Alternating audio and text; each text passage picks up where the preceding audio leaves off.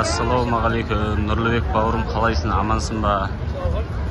Сенің сәлемдемеңді жеткізейін деп тұрмын. Құдай қаласа, неке Мәдина қаласында жүрмін. Пайғамбарымыздың жатқан жері Мұхаммед. Еліміз тыныш, жұртымыз аман болсын. Мүлік еліне тыныштық тілеймін. Барлық бауырларымызға, ағайын туыстарға, ел жұртқа тыныштық болсын. Алла дұғамызды қабыл еткей. Не ойлаған армандарың, мақсаттарың болса, аман есен жете беріңіздер.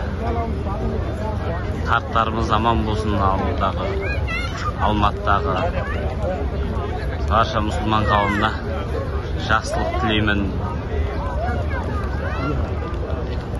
Жақсы күндеріміз көп болсын.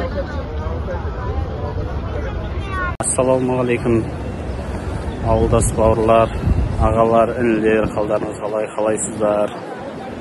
Бала-шағаларыңыз аман ба? Алматыдағы ағайындар, мүліктегі ағайын туыс бауырлар, мүлігімізге, біз туылып өскен жерімізге Алла тағалам молшылық су берсін. Еліміз тыныш, жұртымыз аман болсын. Ол жақтағы қалған ағайын жұртқа тілерім, аман болыңыздар. Ауылымыздан тек жақсы жаңалықтар естейік. Неге Мұхаммед пайғамбарымыздың жатқан жерінде жүрмін. Қаласы осы қалада тұрған.